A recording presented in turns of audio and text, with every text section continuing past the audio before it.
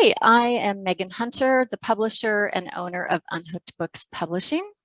And I'm here today to talk to you about a brand new book we just published called Mediating High Conflict Disputes, a breakthrough approach with tips and tools and the new ways for mediation method. This is written by Bill Eddy and by Michael Lomax. So I want to introduce you first to Bill. Bill, why don't you introduce yourself? Well, I'm Bill Eddy. I've been a therapist since basically 1980 and a lawyer since 1992. I also have done mediation pretty much this whole 40 years. And I went into law so I could do mediation primarily, although I spent 15 years representing clients in family court. And so altogether, my background's heavily family focused, child and family, from these three different perspectives. And this influenced me in really writing this book about mediation, because that's really been my primary career all this time. And I'm glad to be talking about it. All right, thank you. And Michael, how about you? Tell us about yourself. Great. Thanks for great to be here, Megan, and great to see you again, Bill. Yeah, I'm also a lawyer by profession, and I practiced law for over 22 years in private practice, but I had a non-traditional practice. I haven't been to court for over 15 years now, and really focused a lot on family and workplace mediations and also conflict resolution training. And I have quite a bit of experience with working with large organizations in terms of workplace conflict management. And presently I run a workplace mediation team for a government organization. I live on Vancouver Island in Canada, and I love living here. Yes, I'm married to my wife, Tammy, and we have two children who are adult children, and we have two goats as well. And so I live on 3 acres up here, and it's Canada's a fantastic place to live. Yes, folks, you heard that right. He has 2 goats. So you should write him and ask him about his goats sometimes. I think he has some stories to tell. Who wouldn't? All right, so let's get going. Bill, there are a lot of books written on mediation. So what is it, like if I'm a mediator, why am I going to read this book? What makes it different from other books? Well, there's really 2 things about this book. One is we geared it to cases involving those with high conflict personalities.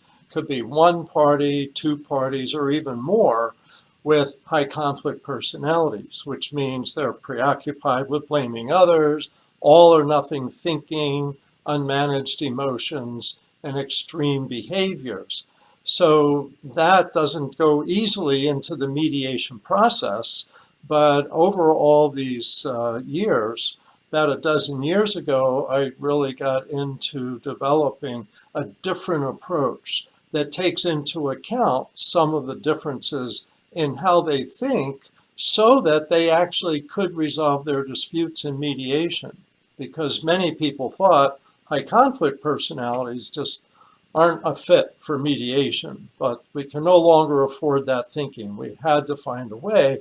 And I think Michael and I did. So it's dealing with that different way of thinking. Good. And Michael, you conduct mediations in a variety of settings. So do you see high conflict personalities in each setting type, or do you see them more in some than others? All I can say is you run into them in all settings. So whether it be in a wills and estates where you're working with adult children, figuring out what to do with an estate, you're definitely going to run into high conflict personalities there, and in workplaces as well. Some studies say that there's a 15% of the population have either one of these high conflict personality disorders, or certainly traits. And they can still be very successful people at work. They can be running an organization or a leader within an organization, and they can also be very productive. And so it isn't that we want to be talking about how do we get rid of them in organizations. It's how do we manage and help them be successful, and so they're not impacting other people in the workplace negatively. And so absolutely running to them all the time. And the processes we talk about in this book, the mediation process, can be very helpful in a lot of situations to help get things back on track and resolve conflict, resolve disputes.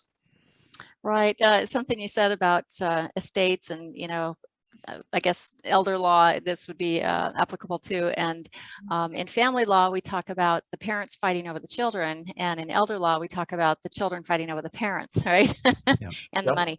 So when those things are involved and you have someone with a high conflict personality involved, it just, like you've said, both of you have said, it requires a different method. So Bill, kind of tacking on to that is, it is clear that a different type of mediation is required for high conflict situations. So you've officially used the term method in relation to what you call new ways for mediation. So what is it that prompted you to call it a method? Well, we didn't at first, but slowly over the years, all the different pieces and shifts to do with high conflict people started to come together really as a method. And I'd say it was about a dozen years ago, after I'd been doing mediation for almost 30 years, that I started catching on to, hey, that worked. I don't know why I did that, but it worked, and I'm going to do it again. And there's little things here and little things there. And I want to mention earlier, I said I was going to give you two things that were different here, and I only gave you one, and that was how they think. The second thing that's different here is I put my 40 years of mediation experience into this book, and Michael's had over 20 years. And so it has over 100 tips that can actually be used by any mediator in any mediation, whether high conflict or not.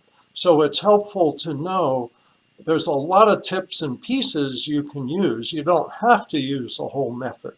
But here's the essence of the method. First of all is simplicity. It has to be really simple. And so the mediator needs to keep it simple, but also needs to get the clients thinking, because otherwise high conflict clients are busy reacting. So ways to keep them thinking, we've structured each step of the process. The beginning of the process, they need to be thinking of questions, because they often just react and, I don't like this and here's what you have to do. And by teaching them to ask questions, it gets them thinking, and it also puts the mediator in charge of a logical process instead of fighting to try to calm people all the time, so that they're working as a team.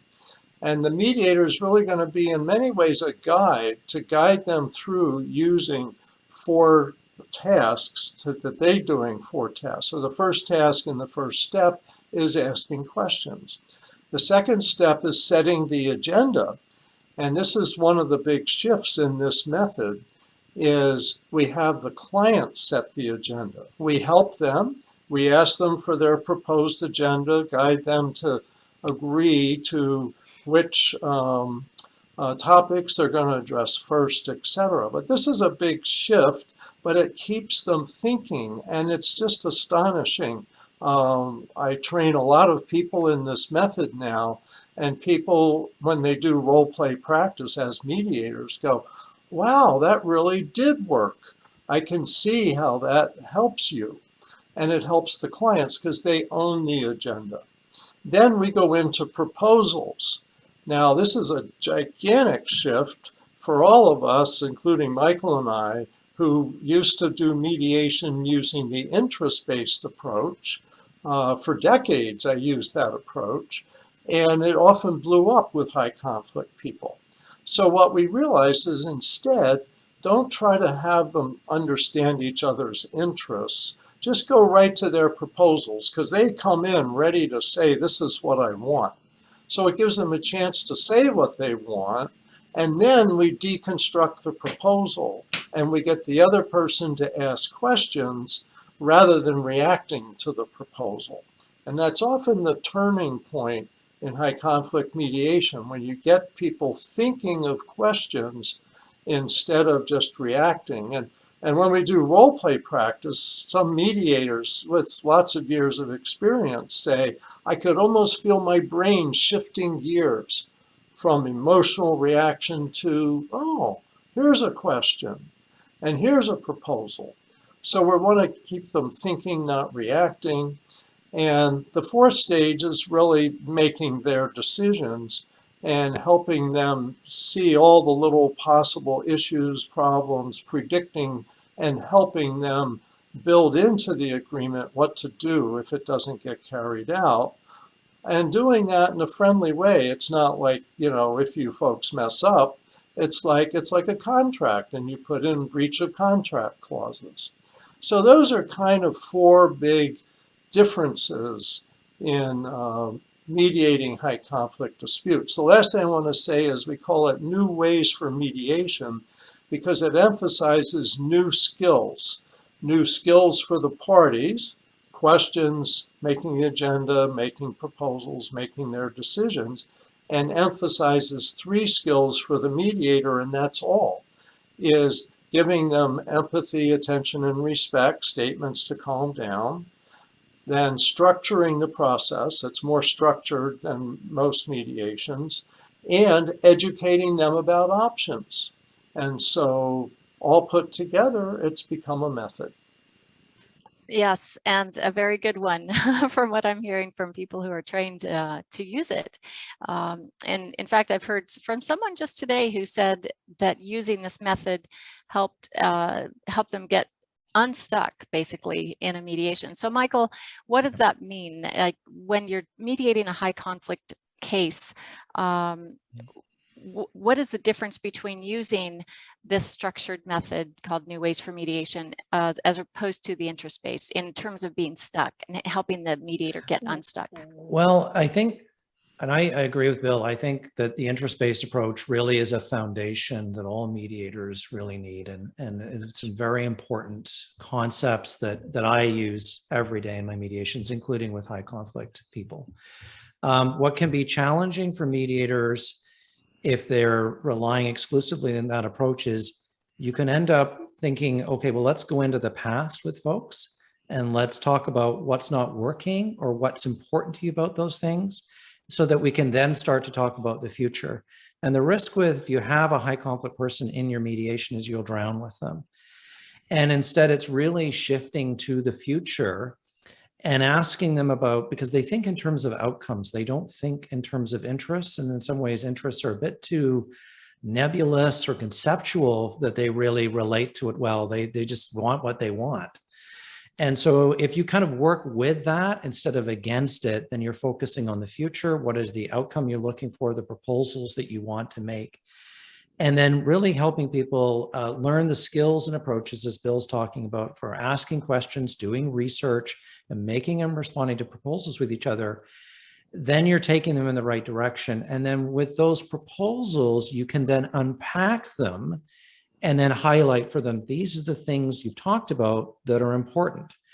And those are their interests, but you're much more concrete in using them as criteria to help them solve their dispute and find outcomes.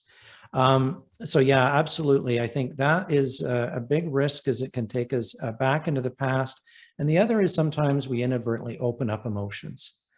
And a key thing with high conflict personalities in mediation is to avoid opening up emotions or talking about feelings, and really is to focus much more concretely on what they think about things and what proposals they have for the future. So yeah, those are a couple of standout pieces for me.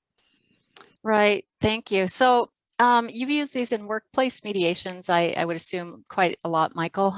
Does it work equally well in those as equally well to family mediations? I think it's a very effective model, and there just are different contexts and different things that are important when we're in a workplace setting. And a family dispute where they're going for a separation agreement, there are outcomes, there are cars, there are children, there are houses that need to be divided and figured out. And that can be a very helpful construct. But in workplace settings, I'm thinking mostly about where you might be dealing with workplace relationships or harassment or bullying situations that you're trying to see, could we mediate this? Or even relationships between an employee and a supervisor, where there maybe is a complaint from the employee against the supervisor, you're misusing your authority against me. Can it work there? Yes, absolutely. It's just then we need to have certain expectations about the process. And so sometimes mediators themselves, and certainly an employer's hired the mediator, might think, oh, well, this is going to transform things. When this person comes back from the mediation, they're going to behave differently in the workplace, and they're going to resolve not just only this conflict with their coworker, but with everyone else in the workplace. Well, that isn't going to happen. This person's personality is not going to change in the mediation. That's formed over a lifetime. But if we talk about one, can this person or these people learn skills? And some of the skills that Bill's talked about that we're teaching them in this process, can they take those back into the workplace? Making and responding to proposals instead of saying, I have to have this. Well, those are great skills that they can use in the workplace. And in the book, we talk about a coaching approach to use with these parties to help them learn the skills that they can use in the mediation, but also back in the workplace. But the other thing too is that managers who might have an employee that they're finding very challenging in the workplace, they think has high conflict traits, is again, if you need to deal with that behavior, deal with that behavior. Don't put them in a mediation with another employee and hope somehow the mediator will be able to figure that all out. The workplace needs to set expectations with people and deal with behavioral problems. And then sometimes out of that, there could be a mediation. So again, I think it can be a very effective approach. We just need to appreciate the context within which we're operating. Right, right. Well, thank you. Bill, you write about 10 paradigm shifts in high conflict mediation that mediators must use to be successful in these high conflict mediations. So what are these? And I'm not expecting you to do them from memory. Right, I've got a little cheat sheet here just to be safe. What happened in looking back at this and writing the whole book was realizing there's several paradigm shifts, and I'd make a note and then I go, oh, but there's another one. Oh, and there's another one. So it's probably even more than 10. But basically, first is avoid trying to give the parties insights into themselves. And that's like Michael was saying about interest-based, is it's more vague, it's more kind of insight work. And high conflict people have a hard time with that. They're more emotion driven. And especially if they're sitting in a room with the hated other person, they could be pretty upset. Or even if that person's down the hall in a shuttle mediation going back and forth, or on a screen in a virtual mediation. So don't try to give them insight into themselves. They're really defensive when they feel like you're trying to do that. And they don't get what you want them to get, and it makes your relationship worse with them. They feel like you don't like them. So instead of insight, we really try to focus on choices and where to go from here. The second, which is wrapped together with that, is really avoid emphasizing the past. As Michael was saying, if you go back into the past, that's where things really erupt. So we want to emphasize the future and try to keep them future focused. And that really relieves some pressure once they start getting into that. They know that I'm, as a mediator, not going to go there. When they say, let me tell you what he did last week. And I'll say, actually, what I want to know is what you're suggesting we do today. The third is to avoid emotional confrontations or even asking about feelings. Now, this may seem strange, but high conflict people live in the past and they're swamped, flooded with emotions. And they don't seem to grieve and heal loss the way most people do. And so what happens is when you put them in touch with their feelings are upset. And so we try to steer clear of that. And I'll give you a quick example. I did a high conflict mediation. The two parties were there. It was a divorce mediation, the first session of 3 or 4. And they both had lawyers there, which isn't always the case, but sometimes I require that if it's really high conflict. Probably a good idea.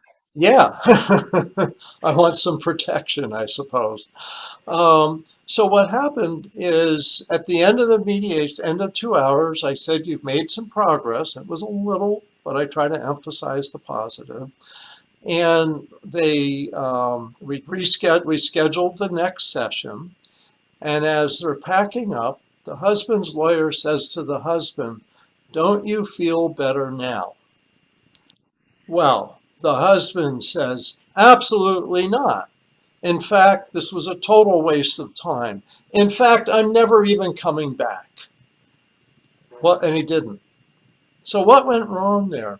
The lawyer put him in touch with his feelings. And for high conflict people, they often don't feel good, they have all this unresolved stuff.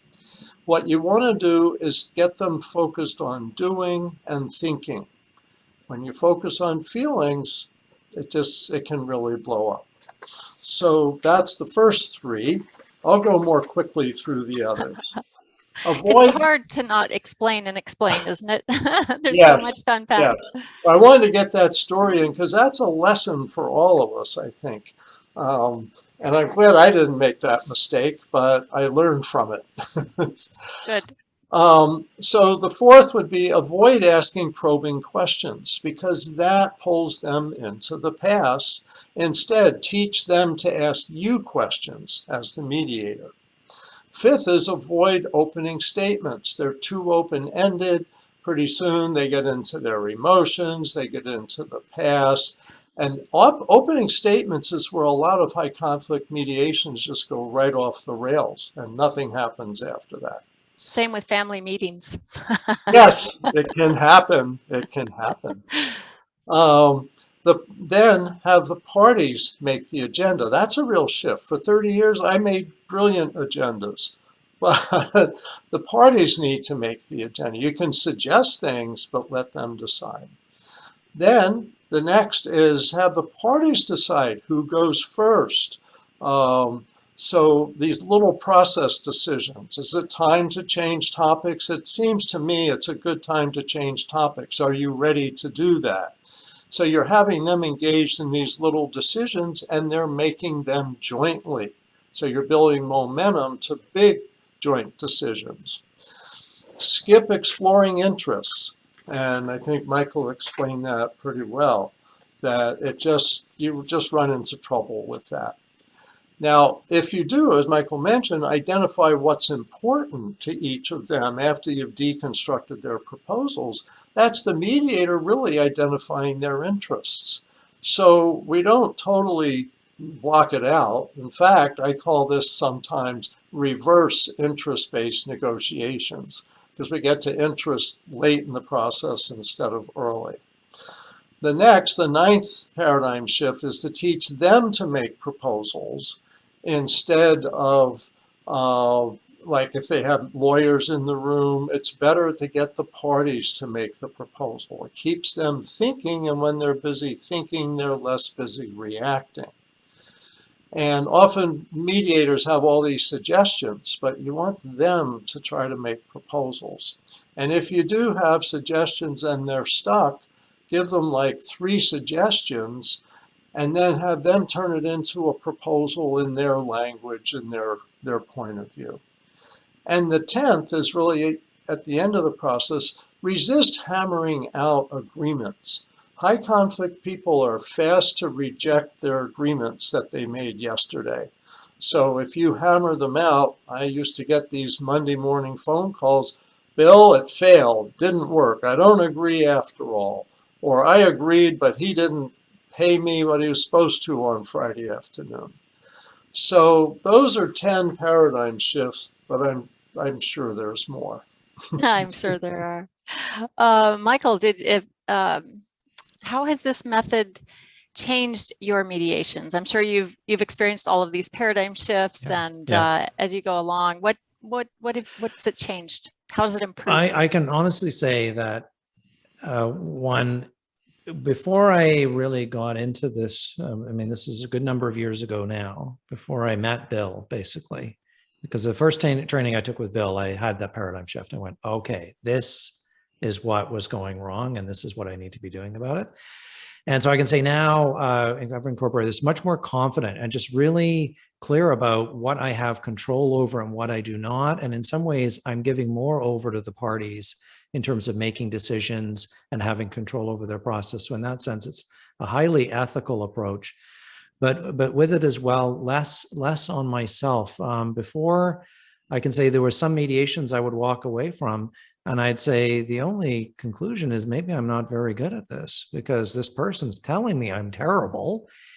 The mediation did not settle, and I don't really know what I did wrong. And yeah, and so I don't know what to do next time. And so I would avoid certain files because I just wasn't really clear. What am I going to do differently next time? And so definitely with these materials, with this, the book really puts it all together. All these things that we've learned over the years.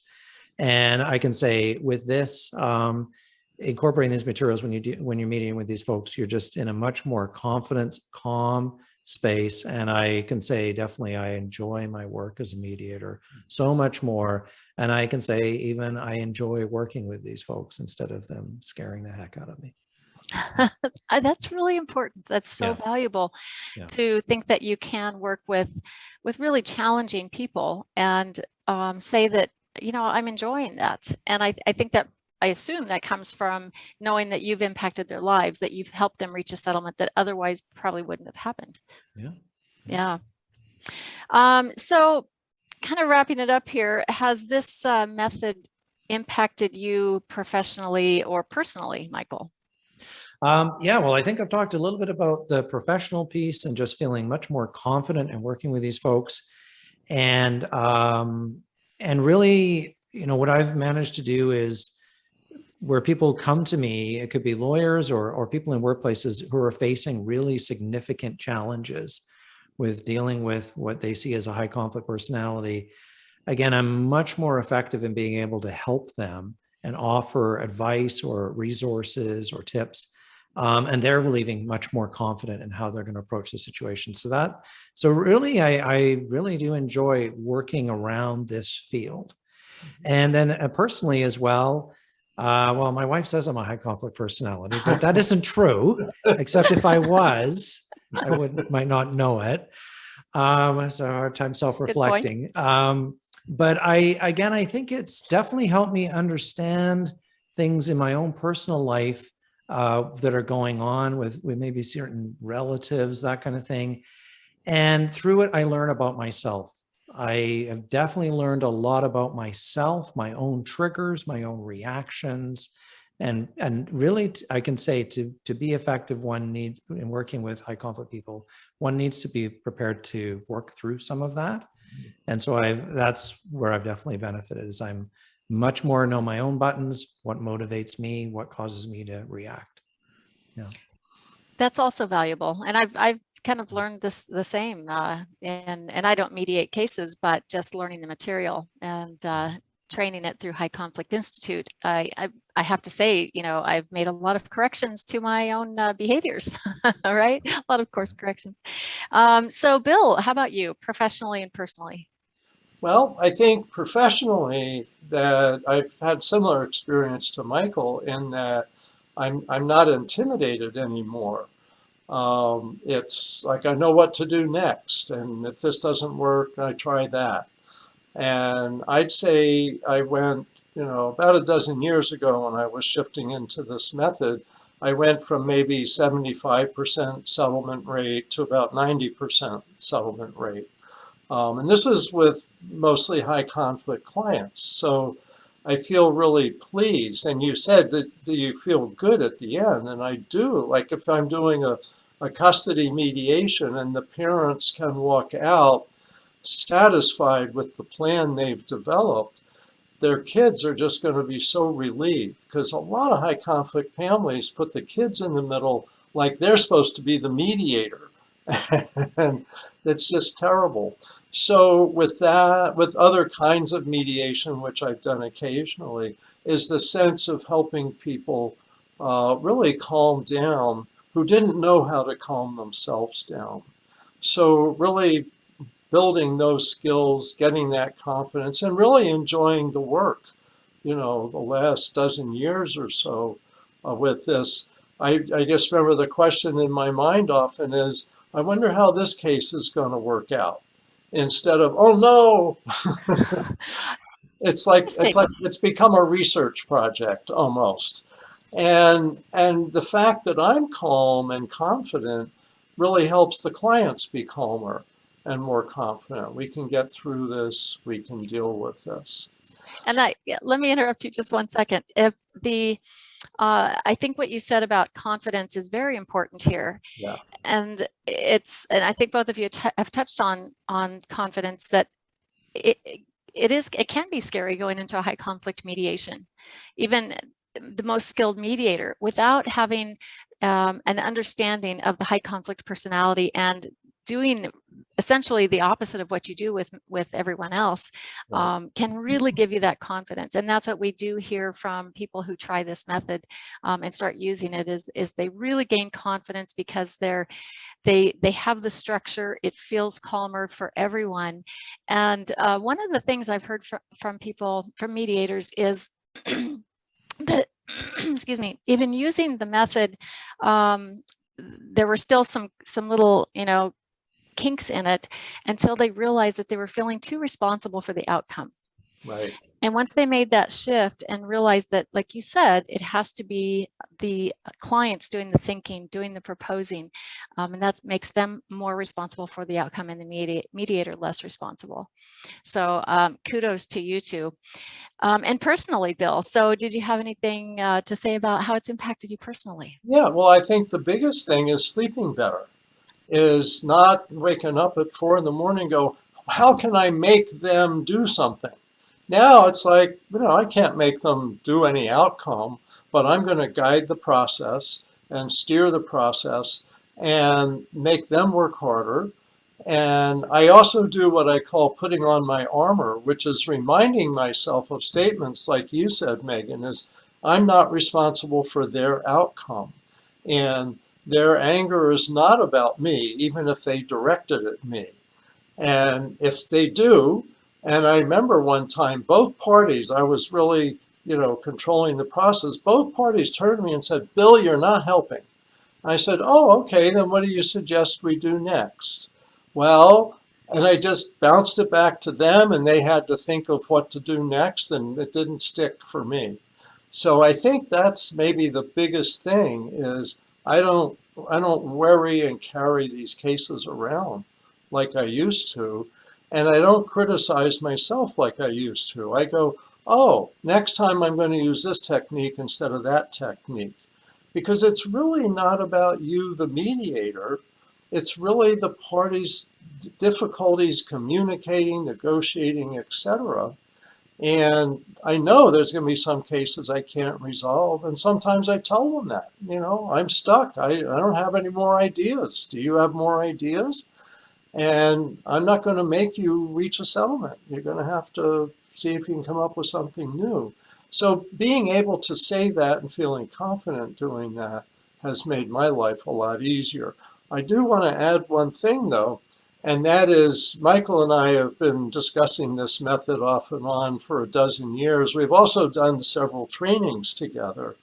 And I want to say, now that I can, I've always been allowed to diagnose personality disorders in high conflict people. And Michael, you're not a high conflict person. Oh, thanks. So.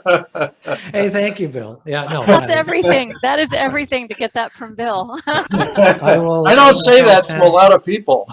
I'll go tell Tammy that right now. Bill says Yes. I'm not a high conflict person. Oh, that's great. That's great. Okay. So, I guess that gives our listeners here a lot of information, really, about the new ways for mediation method and why it's important to use it in a high conflict situation. But really, these skills translate into probably any mediation and into our relationships in life and our interactions with other people. So we'll shift here a little bit into a couple of questions more about who you guys are. So first, Bill, as your primary publisher of your books, I've known for a long time, 15 years now, that you have a lot of books saved up in your head. And we joke about needing a port to put a flash drive in and just download the books from your brain. But you've written 5 books in the last 12 months, which is remarkable. And that's amongst doing a lot of training. And here we're in the time of the pandemic and the shutdown. So it's mostly been done from home in front of a video camera, but still just as busy. So I have to ask you, out of those 5 books, or maybe all of your books, that's even a harder question.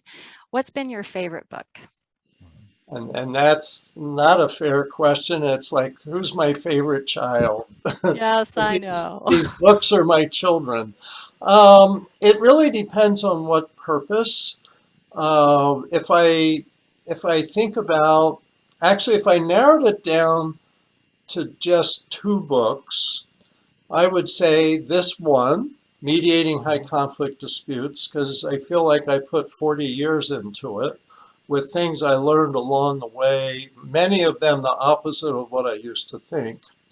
And the other would probably be It's All Your Fault, because that book, that was my second or third book, but I really laid it out for the general public, how these personalities work in conflict, and 4 tools to use: the CARS method, connecting, analyzing, responding, setting limits, with questions to help people work through these and answers. So I could probably narrow it down to 2 books with 2 different purposes, but It's All Your Fault. And that's 12 tips for managing people who blame others for everything. And I think anybody can read that. I hope college students read it, maybe even some high school students. But that purpose is for managing your own life. The Mediating High Conflict Disputes book is really for mediating other people's disputes. So if you put those 2 books together, we got everything solved. Good. Excellent. And all of the other books you've written just kind of add little bits of information and knowledge along the way too. So good. Michael, this was your first book, yes? Yes. And I'm just guessing that you might have more books bottled up inside you. Would that be a fair assumption? I definitely am interested in writing something for managers, like a manager survival guide for dealing with high conflict employees in the workplace, because I run into so many managers who really are struggling. And I know of cases where people have retired early or definitely changed jobs because of those struggles, and where it's affected their health, their mental health, their physical health, personal relationships. And even just when I'm able to talk to them for an hour just about their situation and offer them a lot of the skills that are in It's All Your Fault and in Mediating High Conflict Disputes, just helping them detach somewhat from it. They feel so responsible as a supervisor or manager that they feel a great sense of failure and guilt for other employees on their team, that they're not able to do something about it. And yet very often, unfortunately, they're doing the opposite of what they should be doing, trying to get the employee to gain insight, going into the past, apologizing, and things like that, which just unfortunately make it worse. So that would be one I'd love to do. And I'm just so grateful for the chance to collaborate with Bill on the mediating book, because Bill, you are a machine when it comes to writing books. It is amazing. And just to be along on that ride with you is amazing. Yeah. So I thought you might have another book stored up in there too, Michael. So yeah. Excellent. Well, thanks to both of you for, sharing your wisdom with the world and in this book and in this short interview. So I would encourage anyone who mediates any type of cases to take a look at this book. And, there's also training that we do through High Conflict Institute as well to learn this method. So good luck with all of your mediations. And, if you do high conflict mediation, check this out. I think you will not regret it. So best wishes in all your work.